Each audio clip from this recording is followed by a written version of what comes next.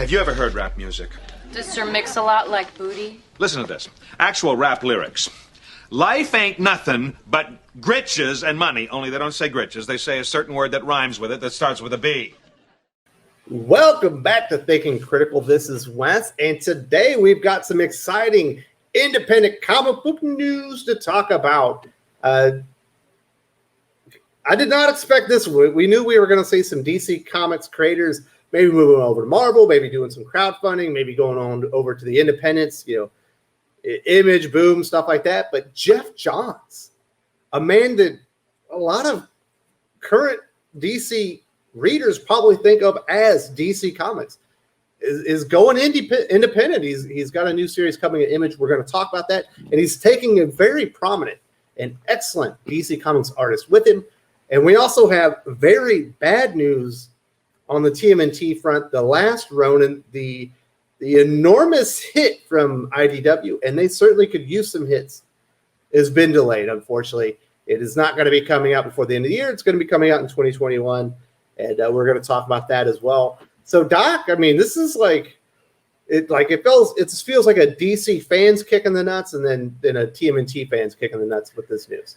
I feel like this entire week has been nothing but a kick in the nuts in across the comic industry.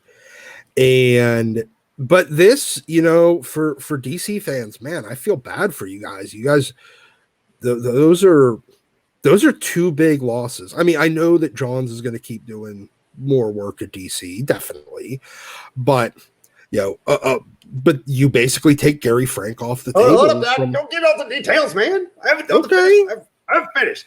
If you haven't subscribed to the channel, subscribe. Hit the bell notifications. Give it a thumbs up if you enjoyed this. Give me a thumbs down if you don't. Either way, we definitely want to know your thoughts on all this independent comic news in the comment section. Now, getting into it, Geoff Johns is moving over to Image Comics for his series Geiger, and he's bringing Gary Frank with him. Obviously, they've done a lot of work. They did work on Superman. They recently did the enormous blockbuster hit from DC Comics, Doomsday Clock. Gary Frank and Geoff Johns are DC Comics. We had heard that there was a good chance that we were going to see some DC talent move over to Marvel. I just did a video with Joe Corral. He's like, there's going to be new opportunities. They're going to go over to the independents as well. They're not just going to go to Marvel. And he was right. This one kind of feels like a shockwave to me, Doc. I wouldn't have expected this. I would have, we know Scott Snyder is going to be doing, he's already got Undiscovered Country. We know that he's got Nocturna lined up with another DC artist lined up for that one. He's also doing another project with Jock. He's doing another project, I believe, with Francis Manupal. They're all supposed to be independent comics. Tony Daniel's the one on Nocturna. So we know we are losing some significant high-level DC talent that are kind of going over to independence. I did not see this one coming. No, I didn't. But it also kind of makes sense that, especially for Gary Frank, working with Geoff Johns again, and then on something that's going to retain its own importance. I think after the way that DC itself kind of downgraded the importance of Doomsday Clock because of its delays, I think Gary Frank's just like, screw it, I'm going to just stick with Geoff because he kept faith in me the whole time. We know, I think it was 5 years ago, maybe it was 6 years ago, Geoff Johns announced at a Comic-Con when he was the chief creative officer that he was going to have his own imprint at DC Comics. I can't remember the name of it right now, but I think it was 2 years ago. He confirmed that it is still going to happen, but it wasn't happening yet. I imagine this is one of the titles that was going to be on there, and DC has kind of declined it. This is going to be a hit book. And yes, DC is saying, no, thank you. Yeah. Because it's not Batman. Yeah, it's like they only want Batman or in continuity. And I think this has a lot to do with Daniel Cherry basically saying, sorry, guys, we're not treating you. You're not getting those perks anymore. Being able to have your own little imprints, your own creator-owned stuff, your own. Daniel Cherry, I don't think AT&T or Warner Media want DC Comics creating anything that they aren't planning to make a movie or cartoon about. I Yeah, I mean that's exactly it. That's probably Daniel Cherry's, kind of yeah, I'm marching sure orders. that was his marching orders. Yeah, that's my point. He got the marching orders from up above, and so whether or not they'll still give him an imprint, but it's just to do other prestige Batman stuff Yeah, it or would be Superman. some type of Elseworlds Yeah.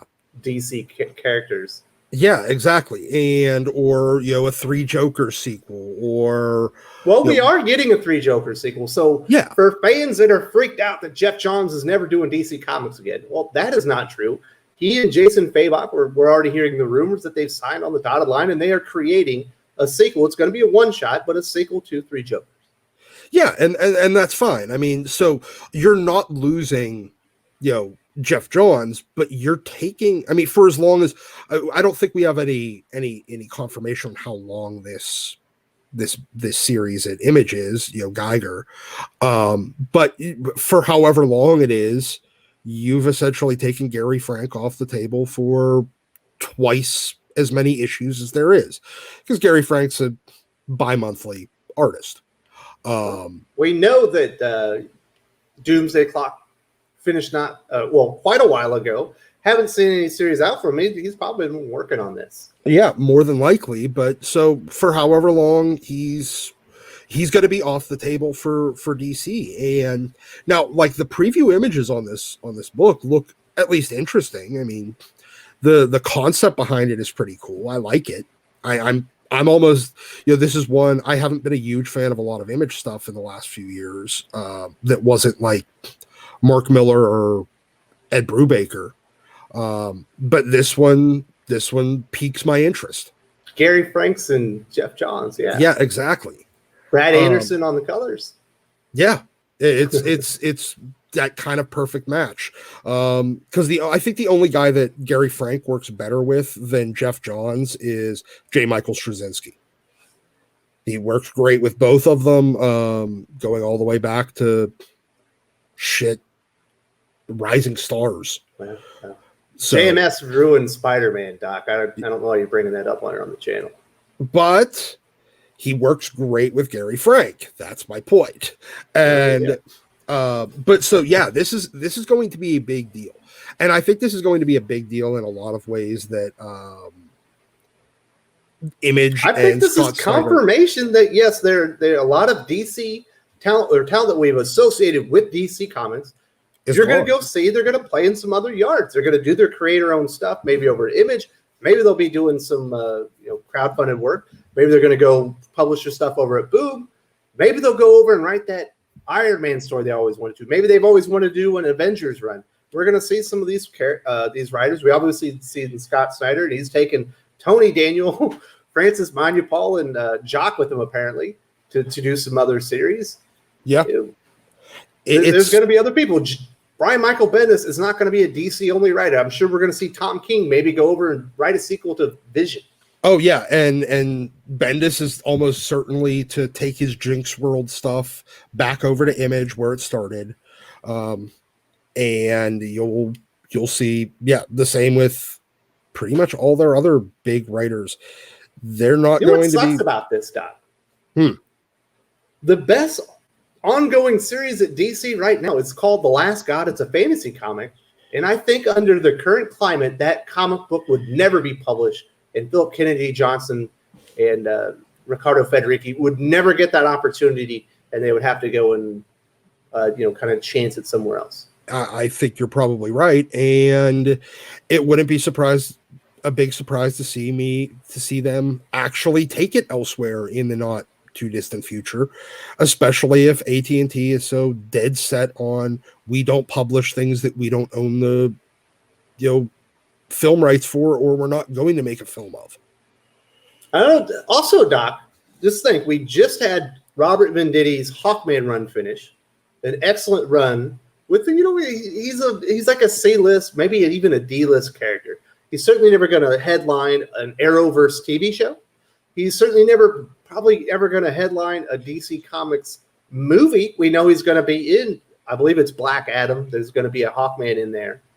Do you think we'll even get a Hawkman miniseries or ongoing after that? after this. Honestly, it'd be very shocking if they're doing anything with any of their C and D list characters except for having them pop in. There's no Plastic Man anymore. Yeah, they'll pop in and guest star in Bat books, Super books, Wonder books, Flash books, Lantern books, and that's about it. Yeah, if you want to see Hawkman, you're going to hope there's a JSA. Yeah, hope that there's a JSA. Or they've been joined up on the Justice League. Yeah, exactly. That there's another 50-member Justice League, or that for some reason they go back to like doing a Justice League that isn't the Big Seven, to highlight their D-list characters the way that they did throughout the 80s and until Grant Morrison took over the. Well, they just had Justice League Odyssey, which is kind of had a lot of different characters in it, but I don't know. It feels like a new dawn at DC Comics, and and things are absolutely changing, and it feels like this is confirmation that a lot of our fears, a lot of cases, fears are absolutely happening. I'm sure in Geoff Johns and Gary Frank, they probably would prefer this to go through DC Comics, but I think in the end they're probably going to be better off. Probably better off. Yeah. I think a year ago, if this book comes out, it's almost definitely being done at DC Comics through Black a little label. Imprint, Black Label, Vertigo, something, or as we discussed, Geoff Johns' own little pop-up imprint. Yeah. So the other big independent comic news is The Last Ronin #2 is going to be delayed. Whoopsie. Go back up. There we go. Now, originally, it was going to be published in, I believe, December 16th. It's been delayed to January 27th. There's been delays with this series since they announced it when they originally announced it. They announced one artist. It was Andy Kuhn, and then almost immediately they changed artists to the Escorza brothers, and it ended up being delayed till October 28th, which was supposed to be the date of issue #2. Now issue #2 was pushed back to mid-December. Now it's late January. I think this is bad news as a comic fan, because I love The Last Ronin #1. That was my favorite comic book of all of 2020. But I think the interest is so high and the quality of the first issue is so great that it's going to be a Doomsday Clock scenario where the delays probably aren't going to hurt the sales or interest. I'm leaning in that direction as well. But it is bad. I don't like the fact that, look, you have a lot of hype behind you, and 2 months from now, a lot can change in 2 months. Interest, keeping the hype, keeping the attention, and keeping the train moving. When you got a great start is without any updates for 3 months is hard. It is a difficult task. I don't know. Doomsday Clock had the benefit of being a Watchmen DC crossover that had the best two of their DC writer and Gary Frank on. Yeah, exactly. So I don't know if this they captured lightning in a bottle. Peter Laird, Kevin Eastman, on a story together. I mean, obviously they wrote it like 20 or 30 years ago, and it's been changed since. But I think they're both of their names on the headline, like, probably still draw interest. It still does, but you'll keep your Turtles fans. It's all those non-Turtles fans, guys like me that haven't bought a Turtles book in 25 years, that are on this that you got to keep. And especially with the second print coming out and likely a third print. Also, and they had issues the first time because they misjudged the interest in the book, and they printed like substantially less than was ordered. So a lot of people did not get their comic book on opening day.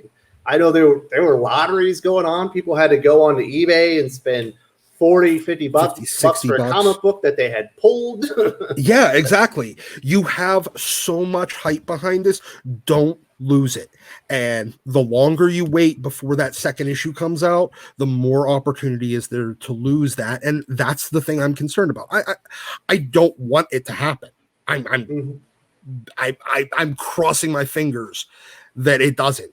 But I'm just saying that an extra 2 months, No, 3 I'm with months. you. And IDW is not in the best financial situation right now. They've already had to sell off one of their smaller divisions to their primary investor. He's the president, I believe now, Howard Jonas.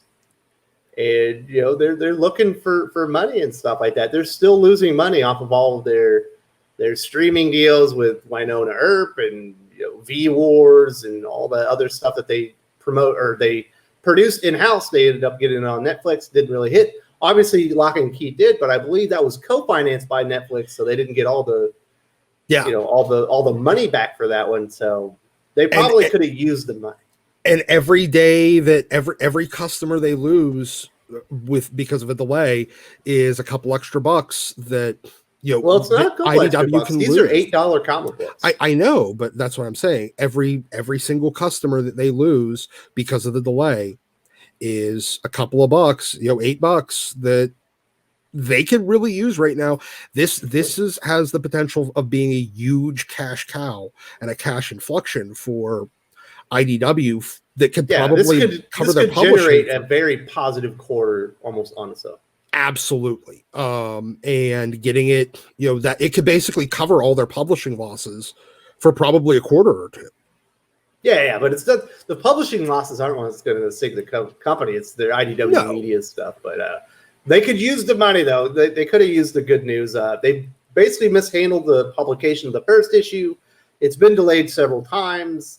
It's too bad. I'm very excited for issue number 2. Obviously, I will be getting it in January, but I am not happy about it. I am a little bummed. Yeah, but for every one person that is, for every 100 people that are bugged, there might be 1 or 2 people that just say, not worth it. Yeah, absolutely. Don't snatch defeat from the jaws of victory, IDW. So make sure get your ducks in a row. I don't care what you got to do. Hopefully there won't be delays after delays like Doomsday Clock. Exactly. I hope that issue 3 doesn't have the same type of delays. That would be terrible for them. Yeah. So we got some big indie comics news. I mean, I think Geoff Johns over at Image is great news as a consumer. It does make me worried about the future of DC Comics, and it does look like they're changing their business strategy. Geoff Johns is no longer a DC Comics guy. He's just one of the people that works at DC and dips his toe into the other publishers. The Last Ronin issue number 2 is delayed. I thought issue 1 was the very best comic book issue I have read in all of 2020. Obviously, we've got a couple months left, but I don't see it. Somebody might take the title, Doc, but I think Last Ronin has a good chance of keeping it. I think you're probably right. And now the good news here on it is, though, that Last Ronin number 2 has the potential of being the best comic issue of 2021. Absolutely. They got 4 cracks at it because I believe it's a 5-issue miniseries. Yes. Unless it's quarterly, and then it might get 2022 as well. Exactly. We might be into 2022 by the time we get the final issue. But come on, guys, don't snatch defeat from the jaws of victory. You have a clear winner here. Hope to God that there's not a delay on issue 3 after this one. Absolutely. So, Doc, thank you so much for joining me today, talking about some of these indie comics news, and we'll definitely be talking to you again real soon. Oh, thanks for having me, brother. Later, brother. Take care. If you enjoyed this video, please give it a like. I would appreciate it very much. It helps us attract more views for the channel. Subscribe for future commentary, comic book news, and reviews. And don't forget to ring the bell for notifications. If you want to talk comics, movies, and much, much more, you can follow me on Twitter at Wes_from_TC. With that, Salamat Po, and I'm out.